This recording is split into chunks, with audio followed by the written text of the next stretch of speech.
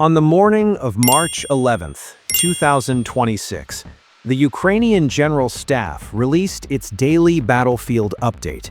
It was the 1477th such update since Russia launched its full-scale invasion. Most of those updates follow a similar pattern. Exchanges of fire, drone strikes, artillery salvos, a village gained here, a village lost there. The grinding arithmetic of a war that the world has been trying to look away from for 4 years. But buried inside Tuesday's update was a number so brutal, so unambiguous, that I read it 3 times before I accepted that it was real. In the previous 24 hours alone, Ukraine reported 990 Russian soldiers killed or wounded. Not in a week, not in a month, in a single day. 990 human beings. That is the population of a small American town, gone in 24 hours. And that number is not exceptional anymore. It is Tuesday. This is what Putin told Donald Trump on the phone just 48 hours earlier, that Russian forces are advancing quite successfully, that this success should prompt the Kyiv regime to finally go down the path of negotiating a settlement. He said this with a straight face, while his army was losing nearly 1,000 men every single day, while the Institute for the Study of War was documenting that Russian forces had just lost 30 square miles of Ukrainian territory in a single week, while the Kremlin's own classified casualty assessments, documents obtained by Ukrainian military intelligence and presented to President Zelensky on March 10th, showed a total of 1,315,000 Russian soldiers killed and wounded since February 24, 2022. 1.3 million. That is more American casualties than the entire Second World War, and Putin called that advancing quite successfully. The gap between what Vladimir Putin says and what is happening to the young men of the Russian Federation in the frozen fields of eastern Ukraine is the most consequential lie in the world right now. And we are going to close that gap, because the people watching this deserve to know what advancing quite successfully actually looks like on the ground. I want to take you somewhere specific, not to a briefing room, not to a map on a computer screen. I want to take you to the Kherson front, to footage that British military intelligence reviewed and described in formal published assessments. Russian soldiers, some of the most decorated units in the Russian military, crouching near the settlement of Terny on the Kharkiv front, drinking water directly from puddles without any means of filtration. On the footage, a Russian soldier raises a bottle of black, murky water toward the camera and says, "Water degustation. Cheers." There's no supply. Commanders treat soldiers as expendable, leaving them with no option but to settle for water from dirty puddles. That quote is not from a Ukrainian propaganda outlet. It is from the soldiers themselves, posted to their own Telegram channels, because they want someone, anyone, to know what is being done to them. British military intelligence reported formally that Russian troops have been forced to drink from stagnant puddles for daily water requirements, that this has highly likely led to an increase of waterborne diseases among Russian soldiers, and that the shortage of water leading to dehydration and increased risk of infection will almost certainly impact morale and operational effectiveness. Russian pilots at air bases in Rostov, Voronezh, and Crimea were restricted to 1 liter of water per day, a quarter of the minimum recommended intake, and had reportedly approached local civilians for water. Fighter pilots, Russia's most elite military personnel, asking civilians for drinking water, while Putin sits in the Kremlin and tells Donald Trump that everything is going well. In February 2026, The Telegraph reported that Russia was losing more soldiers than it was able to recruit. Western officials confirmed that Russia was losing 40,000 soldiers per month, while recruiting only 35,000. Read that again. Russia is losing 5,000 more men per month than it can replace, every month. The deficit compounds, the gap widens, the pool of willing volunteers has been exhausted. Russia reached its quota of 403,000 recruits in all of 2025, an average of 33,000 per month, and planned to increase that to 34,000 per month in 2026. But the losses are running at 40,000. The mathematics of this are not sustainable. They are not even close to sustainable. And every government in the Western Alliance that has access to classified Russian casualty data knows it.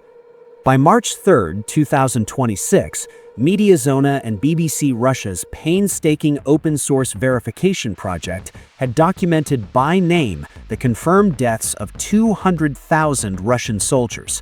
200,000 confirmed, individual names, cross-referenced against cemetery records, social media obituaries, regional death registries, and family notifications.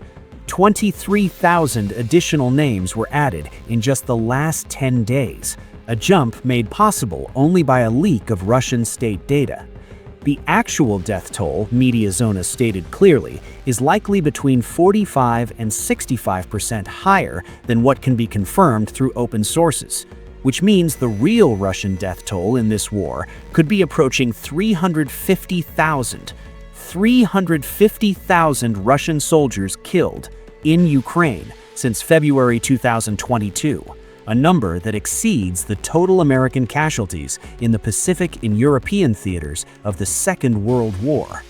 Now, here is what makes Putin's phone call to Trump on March 9th so historically significant and so revealing of the desperate position Moscow is actually in. During that call, Putin provided Trump a description of current situation on line of contact, where Russian troops progressing with lot of success.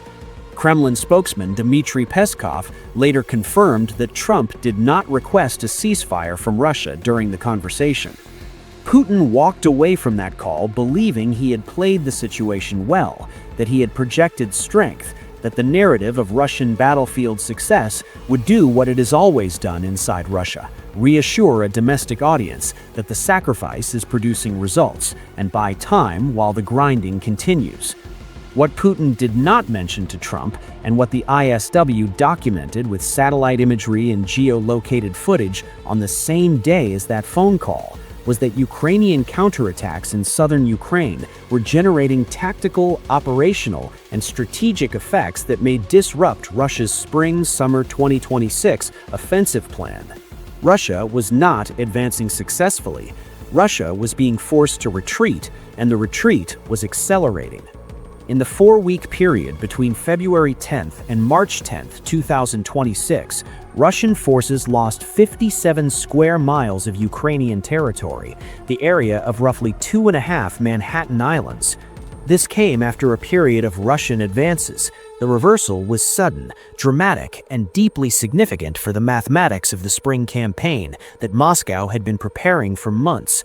Ukrainian forces conducted what ISW described as mutually supporting drives in Huliopol and Alexandrovka directions, likely advancing rapidly after infiltrating dispersed Russian positions in poor weather conditions and suppressing Russian drone-based defenses. The same poor weather that Russian military planners had assumed would limit Ukrainian offensive capability became the cover under which Ukrainian assault teams moved through gaps in Russian lines that the drones couldn't see through. Russia built its spring offensive plan on a set of assumptions about Ukrainian capability. Those assumptions are now rubble. The ISW also noted that SpaceX's blocking of Russia's Starlink satellite connection in Ukraine in early February 2026 likely enabled Ukrainian advances in Dnipropetrovsk Oblast. This detail is worth pausing on because of what it tells us about the fragility of Russia's battlefield communications in 2026.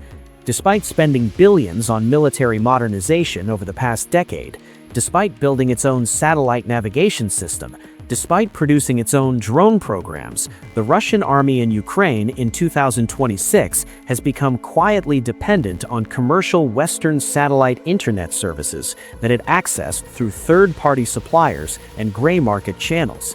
When those services were disrupted, Russian units lost coordination, Attacks that should have been coordinated became isolated. Isolated attacks are stopped, and stopped attacks become retreats.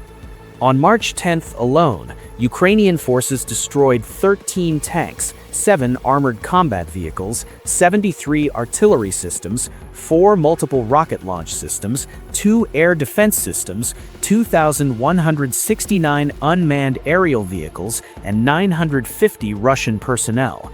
Those numbers are from the Ukrainian General Staff's daily official report.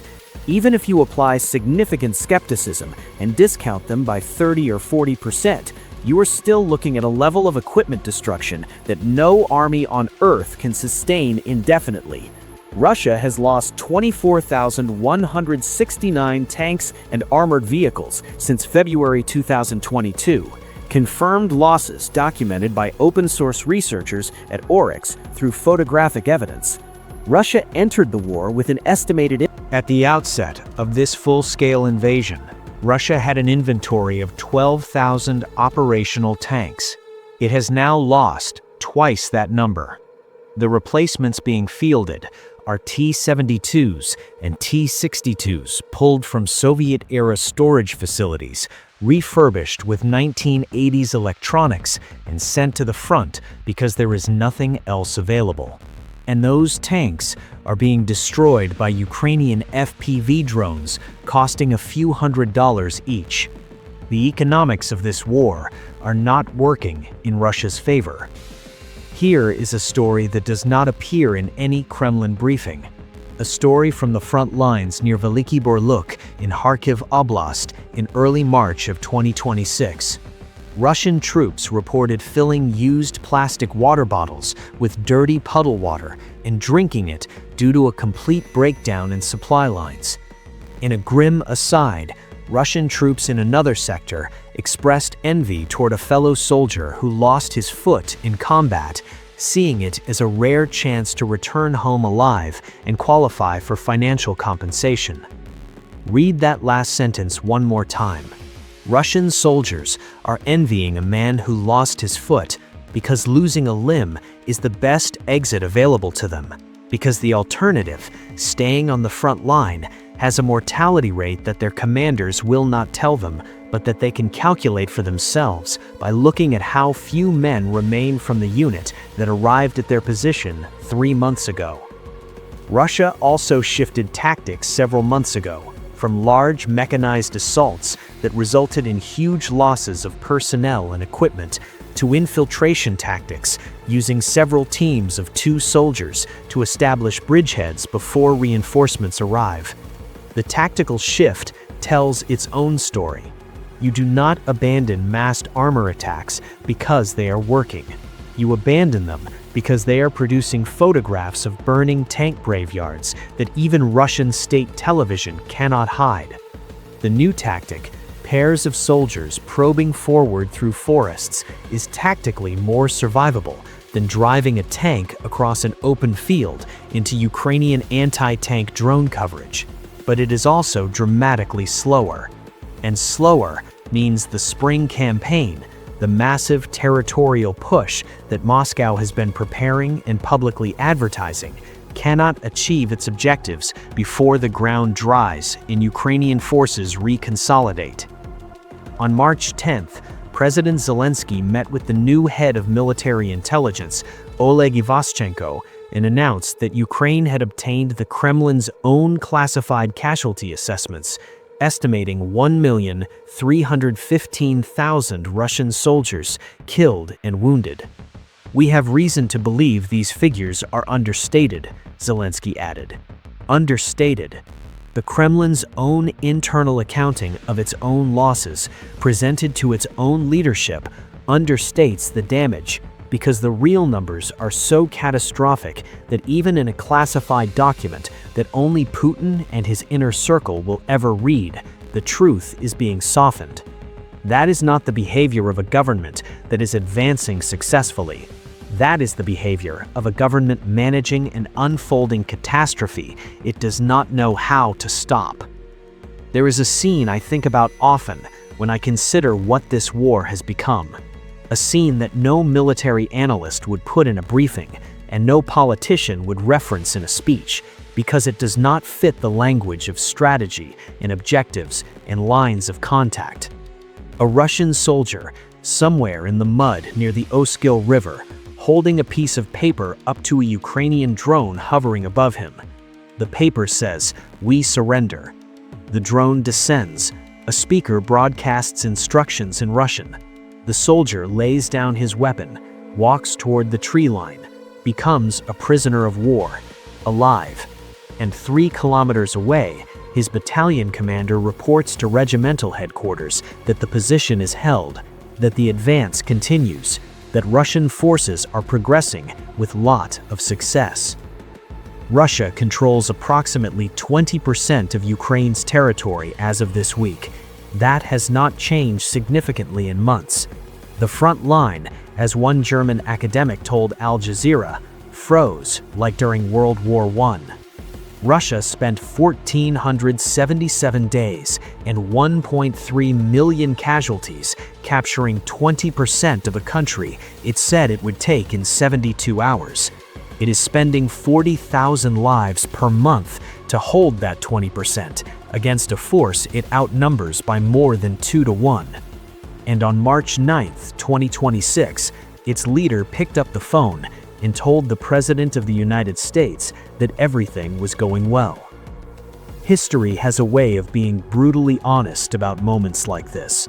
Not in the moment, not when the propaganda is fresh and the state television is broadcasting, but later, when the casualty lists are published and the puddle water photographs have been seen, and the 22-year-old soldiers who were sent to die for something their commanders could not explain have been buried in regional cemeteries from Boryati to Krasnodar. History is always honest.